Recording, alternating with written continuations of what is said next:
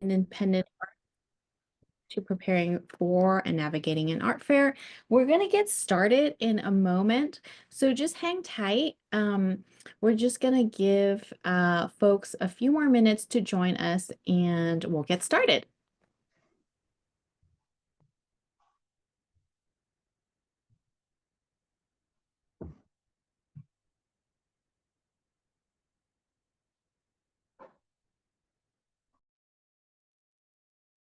All right. Hello, everyone. It is 12:03, so I think we can go ahead and get started. Welcome. My name is Sapira Chirk. I am the Artist Service Specialist with the Nevada Arts Council, and we're very, very excited to share this webinar with you today. Just a little bit of housekeeping before we get started. If you have any questions throughout the webinar, feel free to type them into the Q&A. And we'll be able to address those questions at the end. And if you feel more comfortable at the end, if you want to raise your hand, I can unmute you at the end to answer your questions. So if you don't want to forget them, you can type them in as you go. So without further ado, I would like to introduce Briana Dolan. Briana Dolan is the co-founder and COO of Peaks Art Fair, which include the Reno Tahoe International Art Show, established in 2022, and Salt Lake Art Show, launching 2026. Prior to moving to Reno in 2020, she and her family lived in New York City and Connecticut, where she was the marketing executive for renowned hospitality design firm Tihany Design. She partnered with her father, Kevin O'Keefe, in 2020 to develop the Reno Fine Arts Collective online and physical pop-up gallery, which served as a testing ground for what was to follow with the launch of the RTIA Show. After 3 successful additions to the fair, each doubling in size from the previous show, Kevin and Briana will bring the inclusive, unique to location fine art fair model to Salt Lake City in May 2026. The Reno-based artist is mother to 4 underage and balances artist coordination with home preschool and family adventure. Welcome, Briana. We're really, really excited to have you. Please take it away. Thanks, Vera. I appreciate it. And what a great intro. Hello, everyone, and welcome to my first ever webinar. I'm very grateful to the Nevada Arts Council for the opportunity to present today. This is To the Fair, an independent artist guide to preparing for and navigating an art fair. Part 1, to go or not to go. This will be a very casual conversation, lecture, and I'll let Spira interrupt me with questions or comments really at any time. If something comes up, we can address it. I'm flexible. While the subject of the art fair is one that I've become quite familiar with in recent years, it's a pretty broad topic and one that can be intimidating to artists that are new to the scene or less familiar with the fair environment. Having attended many fairs across the country and abroad, and now having organized and produced several here in Reno, I can certainly speak to the subject, but my perspective is from an artist standpoint and an event organizer. So in other words, I'm not claiming to be an expert here. I'm going to weave in only a little history before we get going. Art fairs have been around for forever, specifically since the 5th century. And then even with more sophisticated contemporary fairs, well known and recorded from the 12th century. There's an enormous well of history when it comes to artists and artisans coming together to present and sell their creations. And the modern art fair is really no different. Art dealers appeared in the 16th century, and I think we can credit the Parisian salons as the original source of elitism in the art world. Not much has changed over the centuries, but the bottom line here is that large-scale exhibitions of art and ideas are an essential part of the human progress, connection, and understanding. And so we begin, to the fair. For part 1 of this conversation, I really just wanted to dive into the decision-making process for artists. So we'll talk about what is an art fair, why the heck would you do one, and what to consider when you're making your decision. Once you do mentally commit, then what to expect and how to start setting your intentions for the experience. Now, what is an art fair and how is it different from other art events? The definition of an art fair is a commercial trade show where galleries, collectives, and independent artists exhibit art to the public over the course of multiple days. Fairs are primarily commercial, focused on sales and connecting exhibitors to collectors and art enthusiasts. While many art events are presented as a market environment and fit that definition that we just talked about, an art fair is its own beast. It's not an outdoor tent event. It's not a festival. It's also not a museum exhibition, which is typically a quiet solo experience. The contemporary art fair is a true trade show where presentation and communication, both visual and verbal, is really everything. Now, this is a new slide I added in this morning, just for fun. Back to history for a minute.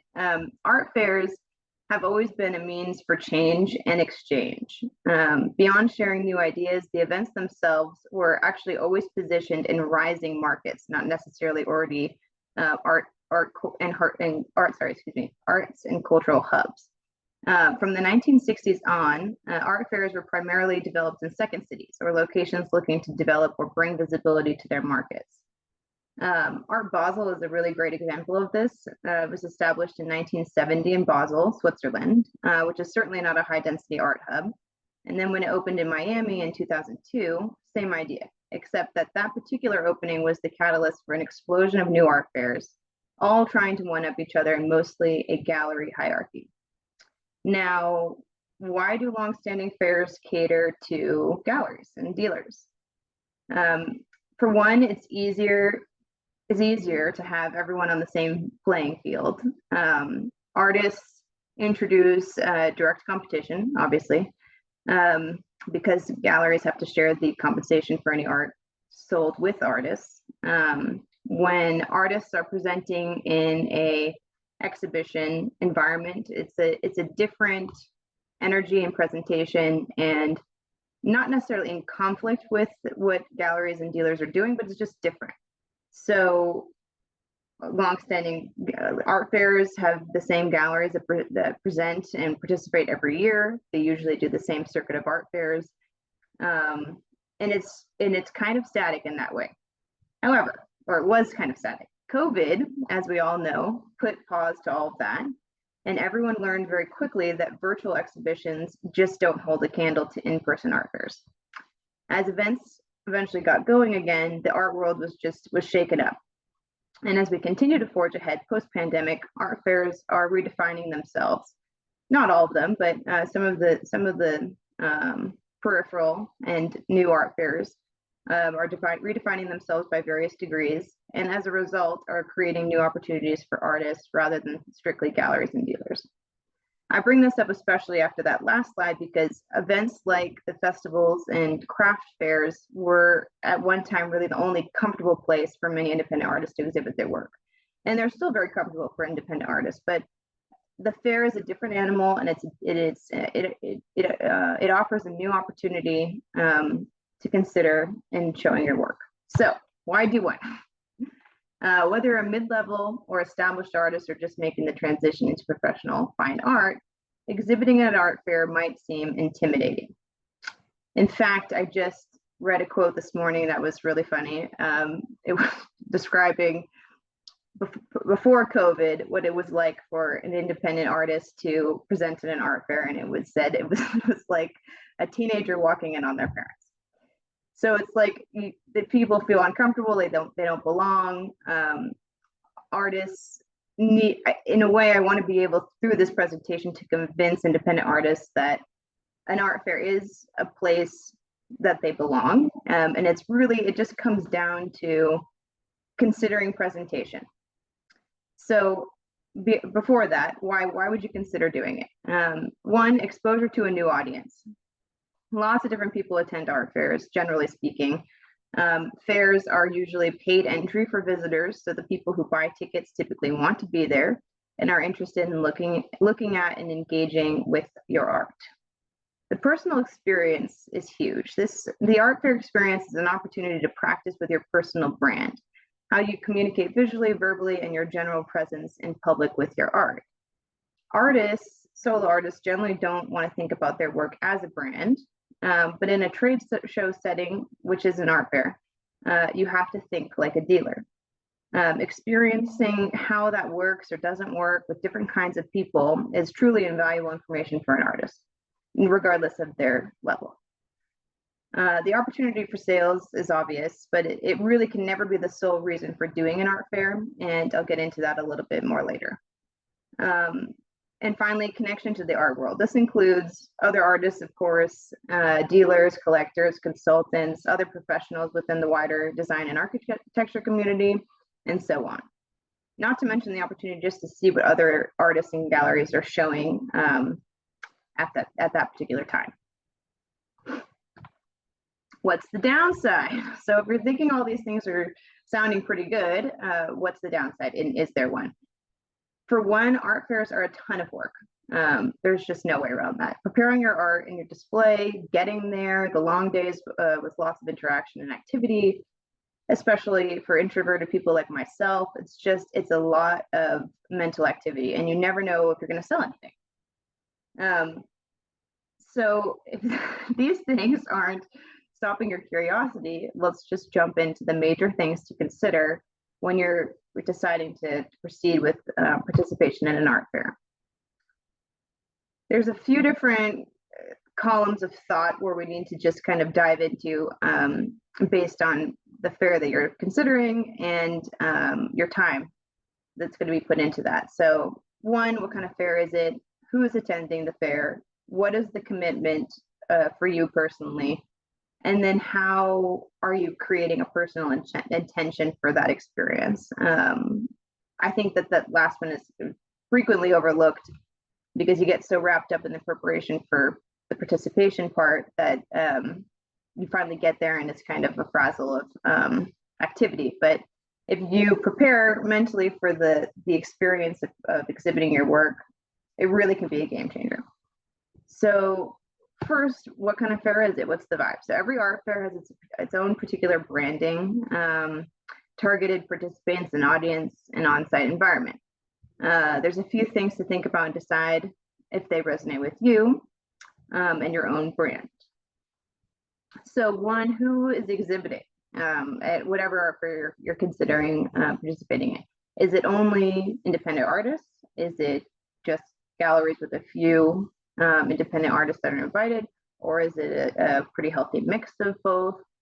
That combination or not a combination of types of exhibitors does impact the experience of the event, because it's just different energy, different kinds of conversations, different kinds of mix of art being presented. So if it's all independents, it could be a super high energy event, and you can make great connections and learn from other artists who might be in the same boat as you or ahead of you or whatever, doing different things.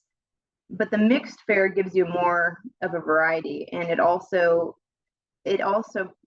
is different for the audience, because as they're coming in, they themselves are trying to get a handle on who is it that I'm approaching. Are they an independent artist? Is it a gallery with many different kinds of artists that they're presenting, or only a few artists? And it's just a little bit more dynamic in that way, because everyone's taking it all in at that moment. And artists don't have to present themselves in a way that they're trying to match what's being done by galleries, but they're just their own exhibition. So that's something to be considered for sure. And how strict is the acceptance? So if it's one of these affairs that it has very few independent artists, what's that application like? What's it going to mean for you once you get in, if you do get in? And then what's the layout? Because obviously every building is different, every layout is different. If the fair has been around for a long time, they might use the same floor plan every year and simply just fill it in with exhibitors for that year. Some, like the RTIA Show, we won't release our plan until maybe a month or two ahead of the event, just because the floor plan is being created as exhibitors come in. There's a basic outline, but it kind of changes. And what matters most really is how is the traffic flowing through? Where are they being directed to? Are there other things going on at the show that would be pulling them in different directions? So who's coming to this event? Who's being drawn in? Is the branding targeting a younger audience, new collectors, seasoned buyers, professionals within the design community? Is it a spectacle event where it's really just for art appreciators? Is it family friendly? A lot of times new exhibitors will be off put by photos of kids next to the art. But I think it's extremely important to remember that people with kids also buy art. So that's an overlooked fact, but I think that it does make a difference. And if there's activities for families that will draw that audience in, that's a bonus. Location. Is the location defined by a certain kind of audience and interest? Is that going to be restrictive of the kind of art that you're trying to present? That seems like an obvious thought, but it maybe is not as you're preparing to dive into this. Atmosphere. Does the general audience feel welcome? Do you want the general audience there? Is it loud? Is it bright? What's the entertainment like? Usually you can get a sense of the atmosphere by photos or videos of previous events or asking former exhibitors. So that kind of pre-research into the fair is important because you want to have an idea of what you're getting yourself into. And also, you want to know if it's going to be fun. I mean, you're about to spend several days in the same building, surrounded by the same people, exhibiting, I mean. And you want to know that you're going to be able to enjoy yourself. So that kind of pre-research is essential. And then, is there other entertainment besides the art? Because the typical fair, where it's galleries only, is very structured, and there's not a lot of outside music or other kinds of art being shown because the focus is on the exhibiting parties. So that's a bonus for that kind of environment. But if people and different kinds of collectors are the focus, you want to be able to enlist in an art fair that has more going on than just the walls and lights and art. Here, I just wanted to include a few examples of art fairs because every art fair is very different from each other. And some of these are longstanding. Obviously, Art Basel, Miami has its own thing. It's really the pinnacle of a gallery art fair. Superfine is a independent artist only. It very much targets a younger audience. Affordable Art Fair is gallery only for the most part, but there's a ceiling of I think it's like $10,000 or $15,000 for each piece of art cannot exceed a certain dollar amount. And so that alone creates a different environment. So there's different branding. And then TFAFT at the bottom left there is antiques and contemporary works, but it's just very high end. So every fair has its own vibe, and it's important to understand exactly what to expect before you even apply. Okay, so here we go. This is an important one. What's the commitment? What's it going to cost you? So the actual cost, booth cost. What's included with the booth? Is it just the walls and lights? Are there commission fees? How far is it? What's the cost of travel, accommodation? And then additional costs that are important to think about is, what is your setup going to require? Are you going to need extra lights? Are you bringing your own furniture, booth decor, branding materials you might need to print or prepare? These are things to think about and calculate from the beginning, so that you don't begin to convince yourself that you need to make X dollars at the show to make up for all these added costs you didn't expect. Time. How many days is it? What are the open hours? How early do you need to arrive to set up? Typically, 2D art and things that you can hang pretty easily on a wall, you can do it the day of. opening. So we at RTIA, we open up 2D artists can come. We open the show Thursday evening, and so we allow all day Thursday from that morning, and then all from the afternoon on Wednesday as well. But some artists will come, and our galleries will come, and they'll set up. It could take a couple hours before the show starts, and that way you can prepare in advance accommodation and so forth. If you're trying to paint your walls, that's a different story, and you need to make sure you allow time to have the walls painted and dried so you can hang things, paint or wall coverings or any additional setup time required is more time, obviously, for yourself, but also for if you're staying somewhere, and all of these things need to be considered. Do you need help to move in, to hang the art? Are you enlisting family members or friends, or do you need to ask on-site staff to help you to install or to move things out of cars or whatever?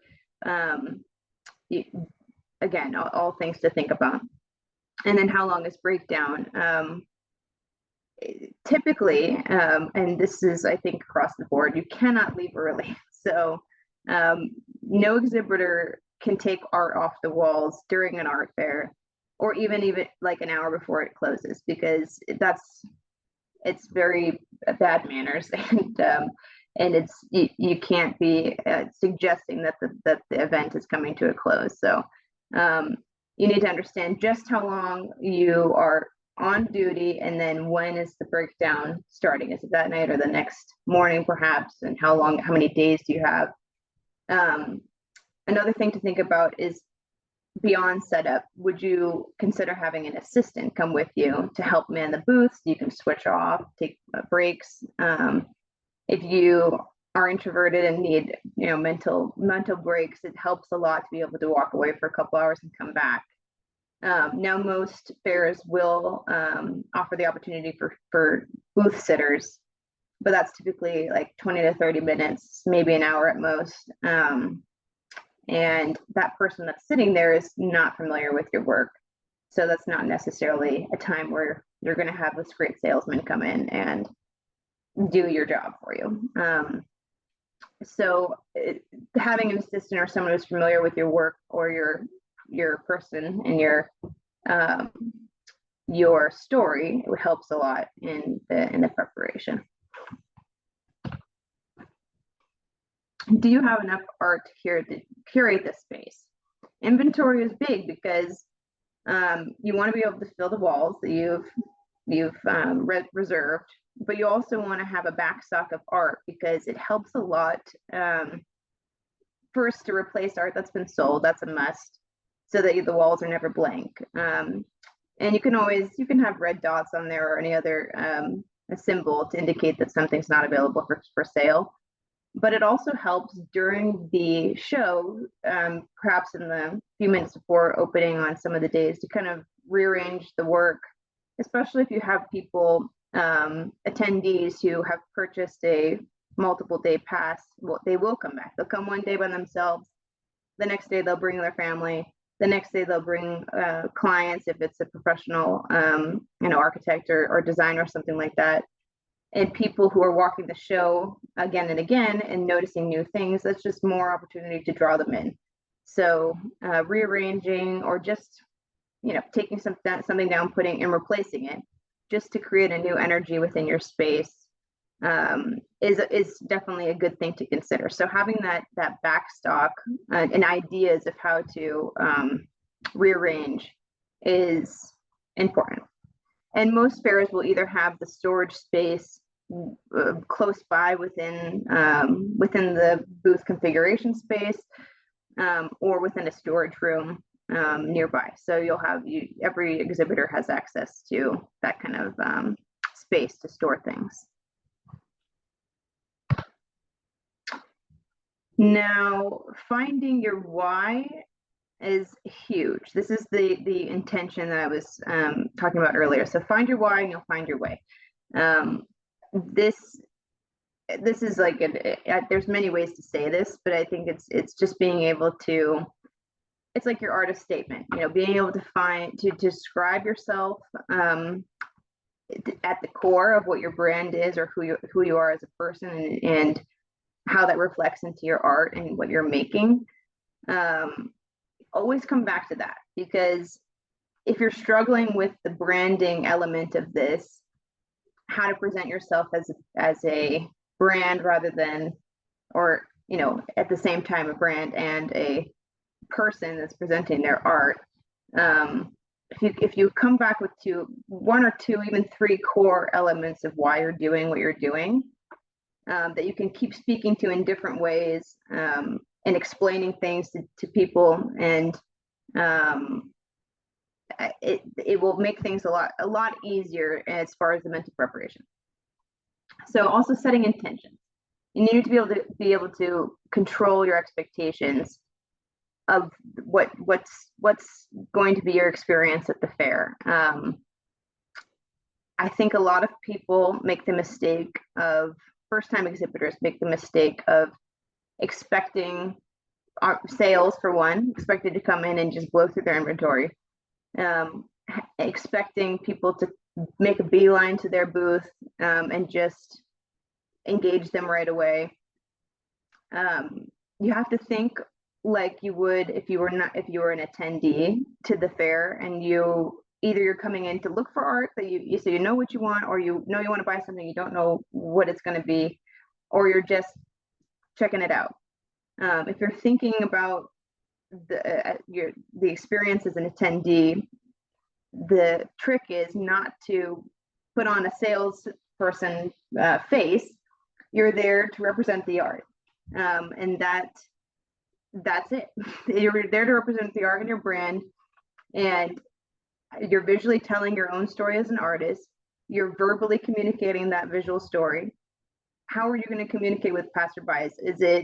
You have to be prepared to allow people to come into your bubble space of the booth, ask the questions they might want to ask, and if it feels stale, or like you're having a hard time with the initial outreach, sometimes it's as easy as saying, "I'm so and so, I'm the artist, and this is my work. If you have any questions, let me know." And then that's it. You're just there. You're just you're facilitating the experience between the attendee and your art. And of course, you want to be able to come in with an open mindset, where you're forming connections with everyone and anyone. It's not just potential buyers. It's your neighboring exhibitors. It's exhibitors across the hall. It's people who you would never expect would be buyers, or would be interested in art at all, and sometimes it's the most unexpected conversations that are the most beneficial. So coming in with that mindset is everything. And then just to also think about how to leave a lasting impression on buyers and potential buyers, again, about that communication of your brand. So people are going to remember your work, and they're going to remember their experience with you. So do you want to give them something to maybe think about that, or do you want to say something to them as they're leaving? All these things are part of this mental preparation. So if you've taken the leap and you're going to do the fair, some things to start thinking about what to expect. Now we're going to get into a whole bunch of stuff in part 2 about preparing your space and what the exhibition process is really like. But this is still preliminary. Tiers of expectations. So you've made the final decision, and you're going to commit to the art fair. There should be the tiers of expectation of what you're going to gain from this experience, and how you should approach that. One, the experience of showing your art and talking about it to different kinds of people and hearing in-person feedback. That's the number one gain from being an independent artist in an art fair, whether it's your first time or 50th. 2, forming connections to other artists, gallerists, collectors, buyers, etc. That's the meat of it. That comes right after the experience. And then last is selling the art, because you have the mentality that you're there to make up the cost of the experience in sales, you've already wasted your time and your money. Don't do it if that's your mentality, because it's not worth it. Obviously, you want to sell things, but that's the end game. It just doesn't happen just because. So that's the tiers of expectation I think it's important to put out there. So next, in part 2, we're calling it a curating your experience, and that's really about how you're going to take your artist statement and your intentions, your why, and put that into a brand and prepare through visually, obviously, and then how to practice going back to those things verbally when people are asking you questions about your art, your process, your intentions, and curating your presentation, which is huge in an art fair. You really want to be able to draw people in without being obnoxious, without matching your neighbors. You want to create a welcome experience. So a lot of times that comes with simple add-ons, like having a comfortable chair or 2 chairs so that someone could sit with you, having a table that suggests more of a living space rather than a business circumstance.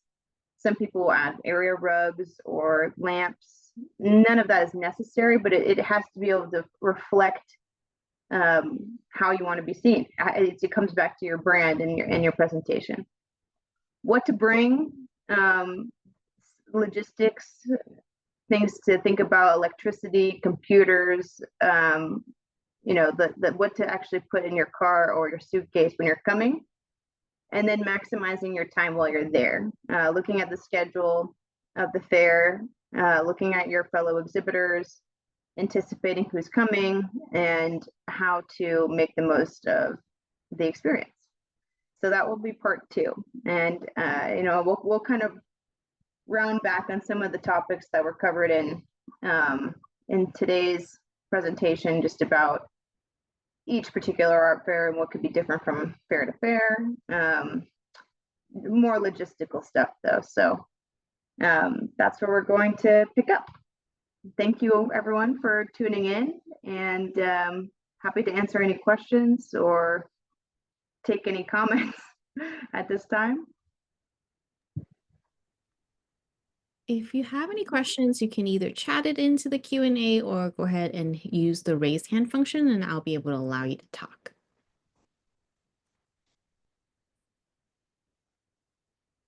And if, oh, here we go. I'm going to allow you to talk, Jay.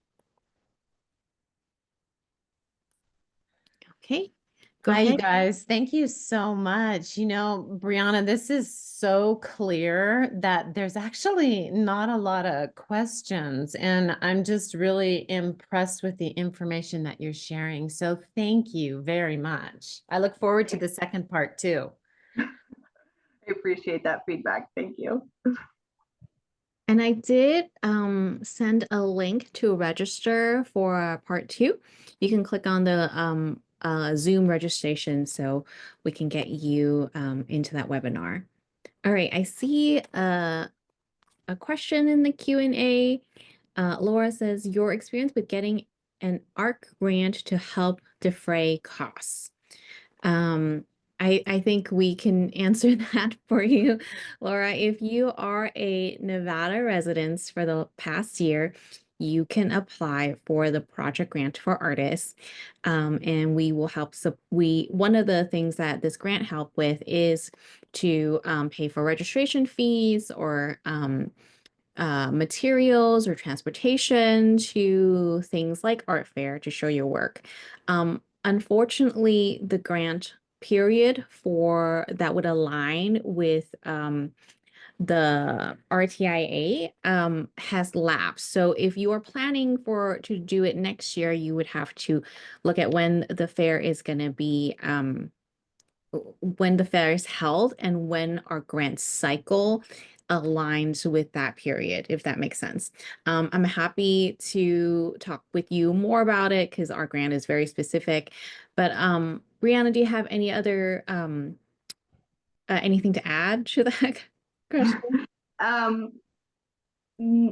Kind of. I think that if there's ever any like major impediments to exhibiting, well, especially in our case, it's just my dad and I are the managers. So if there's if there's an exhibitor that is dying to get in there and can't manage it, just write to us. Let's try to figure out a way to make it work, because a lot of times we do have featured spaces, and some other fairs do this too, where it's featured space that is flexible, and it might be more restrictive in what you can show or who can be in there, but a lot of times there's opportunities that aren't necessarily broadcast, so it's worth communicating with managers of the fair, just to see what the options are, most definitely. Awesome. Thank you. Okay. Are there any other questions? Okay. I don't see any hands. I have a question. Briana, what are some of the like highlights? Like, what are some of the big wins you saw artists took away from attending the fair? I think that every year has had a similar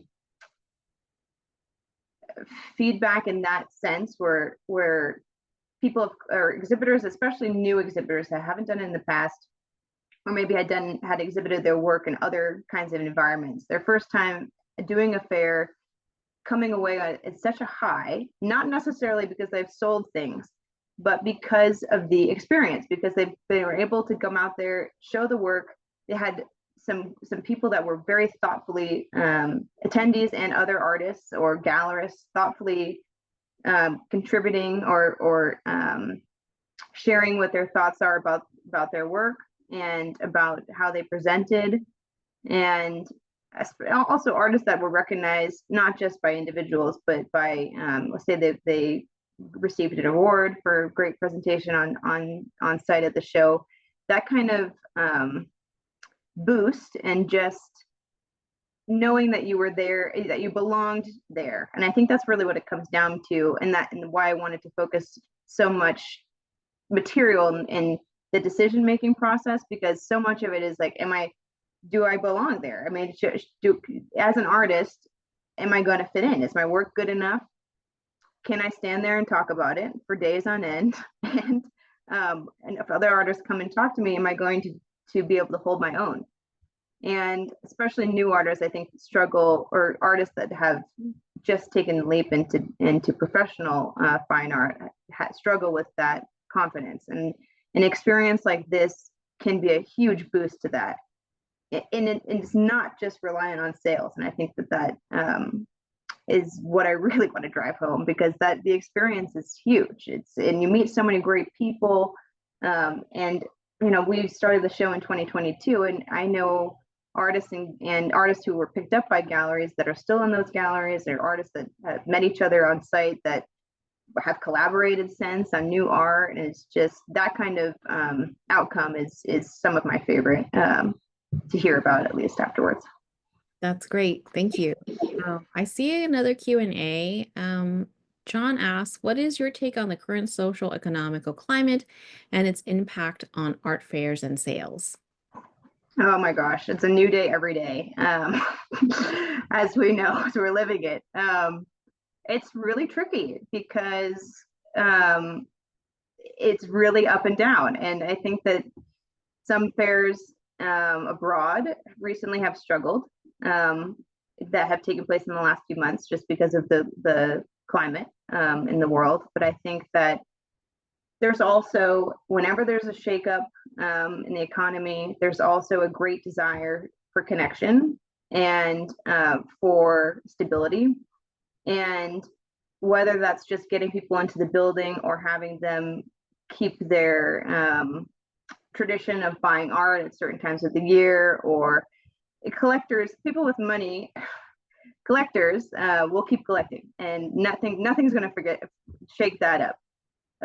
Projects that are ongoing, hospitality projects, high-end residential projects, nothing's going to stop them from purchasing or commissioning art, because the project must go on. So I think that while there's a lot of uncertainty, there's still quite a bit of certainty in some of the things that will happen. Events, purchases, and we're proceeding in Salt Lake, and everyone there is quite excited about bringing another art fair to that market in May of next year. And and we're quite excited to see how things shake up. But everyone just hold on to their hats, because I think there's going to be a lot of change still to come. For sure. All right, thank you. I see Stefan has his hand up. Stefan, do you want to unmute and ask your question? Yeah. Hey, Briana, thanks so much. The presentation was great. I was, every year that I go, I'm really taken back by the breadth. I think we talked about this a little bit. Stefan, I'm sorry, you're really low volume. Can you move the mic closer to your mouth? How's that? Is that a little better? Or... No? Kind of. How's that? Is that any better? No? Maybe. No, it's okay. We can hear you. Okay, so I'm sorry, yeah. But the breadth of the art fair, of what you have there, the Burning Man stuff, the gallery stuff, artists from out of state, artists in state. Over the last 3 or 4 years, have you kind of rethought that at all, of what you or who you want to invite, or just how that has evolved, or maybe how that's changed your thinking maybe of the fair?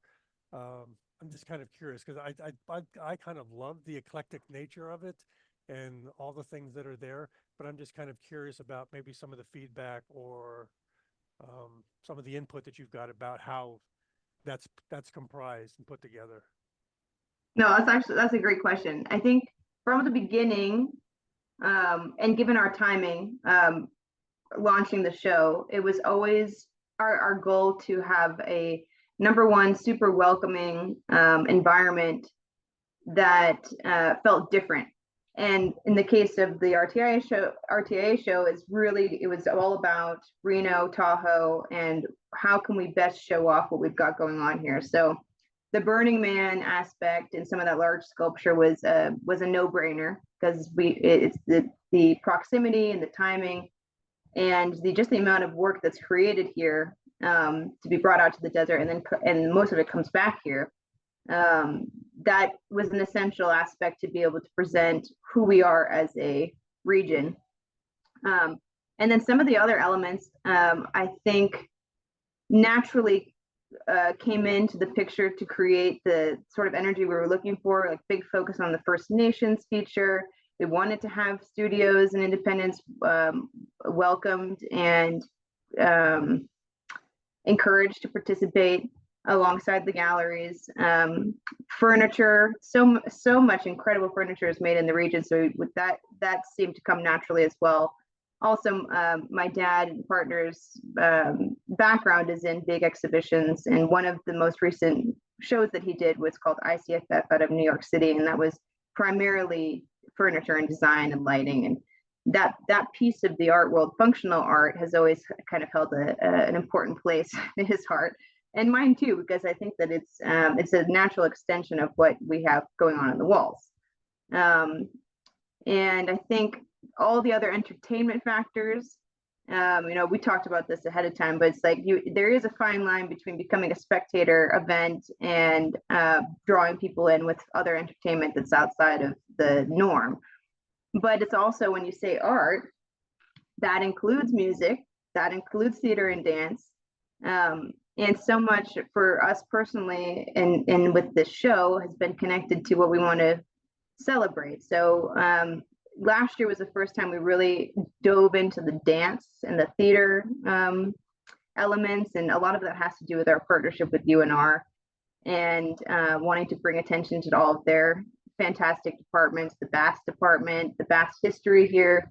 So creating a super dynamic event where you could spend all day one day and come again the next day and have a totally different experience. That was the goal. And I think that what we've learned from that experience is some things work, most things work. It's just about being able to engage people while they're there.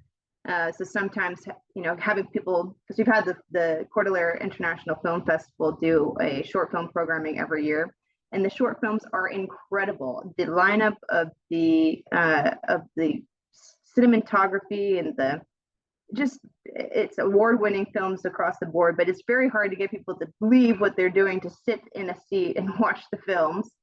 But we still want to have that as part of the show, because it's its own art form, and it's also a testament to what's happening here in Reno. Coeur d'Alene is well on its way to becoming an Oscar qualifying event, which is huge, and it would be a game changer for Reno. So what now is just about how do we get all these pieces to come together in a way that people are going to enjoy them. And a lot of it is just shifting around and trying new things. But I think this is a really roundabout way to answer your question, that we think that all these things are essential to creating a dynamic event that people will want to keep coming back to. Because in so many of these other longstanding fairs, you go once and you either fit in or you don't. And if you don't, then you'll never want to come back. So that, I think that's what we want to be able to capture, people that don't necessarily intend on staying for more than a few minutes with their wives or whatever they're doing. Excellent. Hey, thanks so much. That's great. Yeah, thank you.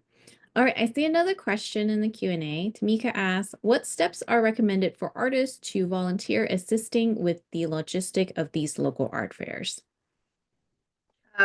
So this is a question about coming on as a staff member? As a volunteer. As a volunteer.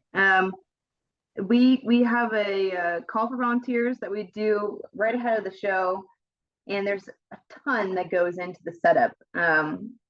Just looking at this picture here, all these walls come in on a truck, and they've got to be connected together, lifted up, paint. All the seams are taped, every single one, and they're all painted. And then yeah, it's just a whole lot. So the more volunteers and participation we can get from the community, it obviously is the more appreciated. So if you tune into our e-newsletter, there's a subscription through our website. I always put it on e-blasts, and then also our social media. So on Instagram, we're RTIA Show, and we will put it out there as well. And it's just reaching out to us and getting involved that way. And it's really me. So reach out to me and I'll get you in. Awesome. And if you go on the website, it should prompt you to sign up for the newsletter. So I will drop a link in the chat.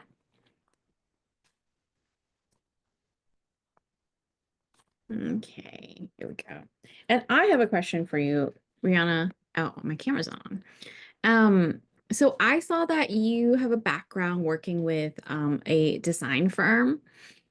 Is that correct? And I'm very curious because I'm working obviously in the public arts administration realm. I'm a practicing artist, but I don't really have like a good understanding of like how design firms utilize shows like these to like get in touch with new artists or add to their portfolio for the clients. Can you just share a little bit about that process? Sure. I just want to also preface this by saying I'm not a designer. I was the writer and marketer for Tihany Design. It was an excellent experience, and actually most of those designers did attend every year ICFF, the fair my dad had run with all the furniture. And there was a big art component there too. And it's a two-pronged effort when designers and architects attend fairs like this. Yes, it's one, to see what kind of art is being shown. Every year is different. Artists create new things every single year, and I think you can kind of deduce as an attendee what general themes are. And so these are kind of ideas that help them to present for proposals, to present to current clients, whether it be a public project or a residential project. The residential project is different. Typically, they'll come in with the client. because it's for their home, or second home, or they'll understand what the general view is, and then they'll suggest artists and pieces in a portfolio to the clients. For public projects, hospitality specifically, much of the art is suggested, or the concept of the art is suggested in advance, and then the actual art is plugged in at the very last stage of these projects. So to be aware of and to have tabs on artists and galleries ahead of time does create this portfolio that they're able to plug in.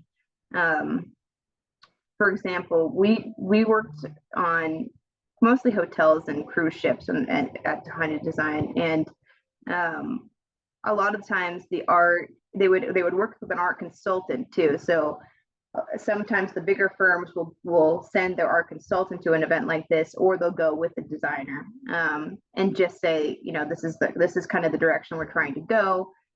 And it's a great space to have inspiration, because otherwise it's a plug and play where they're pulling from other projects or other artists that they've used. So in this case, it keeps that whole group of professionals top a trend, and they can communicate in a way that makes sense to all kinds of clients. So I don't know if that truly answered your question, but I think that it's really about portfolio building for the most part, unless they have a project that's looking for something specific and they bring in their client with them.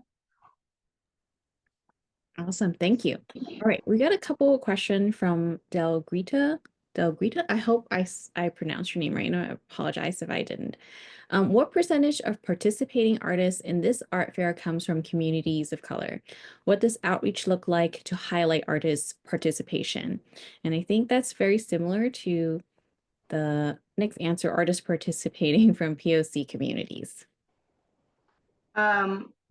We do not actively categorize our exhibitors to know what percentage of certain groups are exhibiting.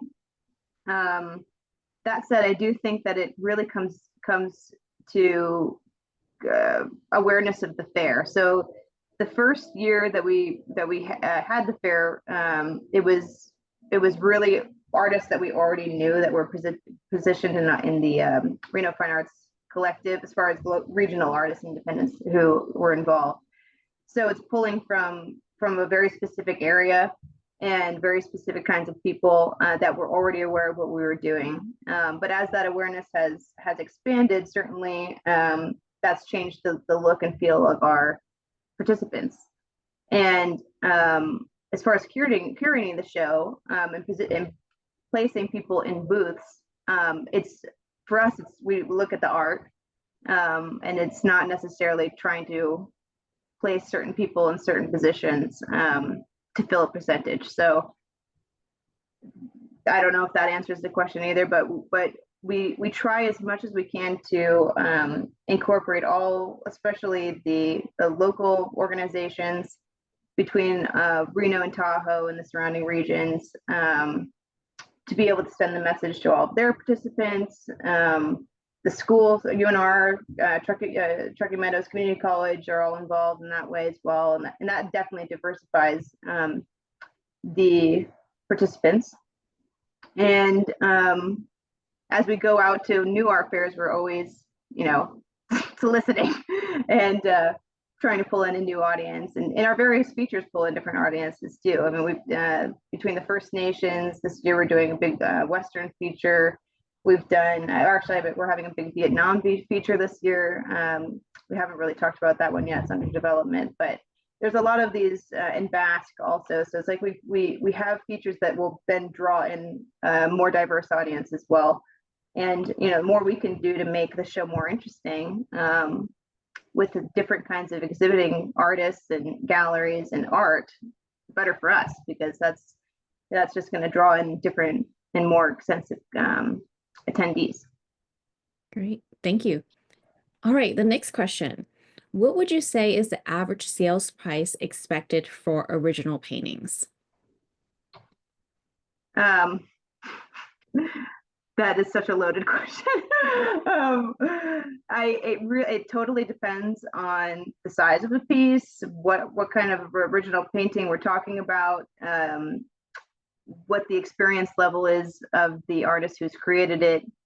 There's, as far as the RTIA show and local art or independent artists showing work, the most common sales range is between $500 and $15,000 per piece of art. So that's a comfortable range for people who are actively buying our art and there to come away with something. As far as pricing your work, artists will use different techniques, and I think that it really depends on the person and the type of art and the size again. So sometimes it's pricing per inch.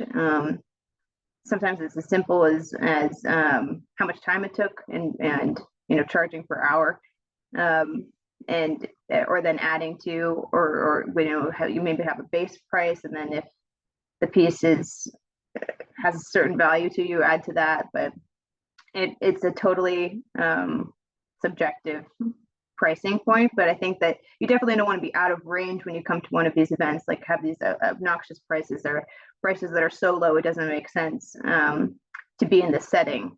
So you definitely want to fall in within the range, but it really depends on time, size, and experience of the artist. Great. Awesome.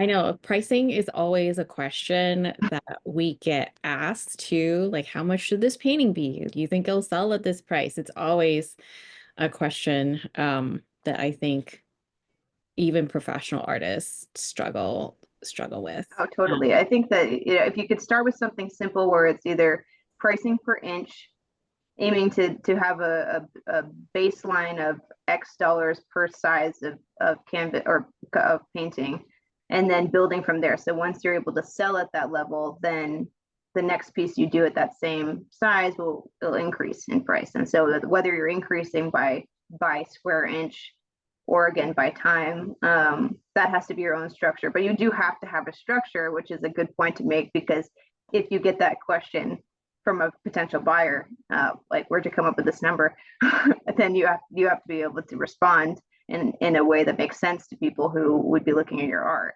Not just like, okay, Joe Schmo next to me has the same size painting, so I just copied him. It has to be, it has to apply to all of your work that's on display, whatever the structure may be. And you have to be confident in how you got there. Mm-hmm. Mm-hmm.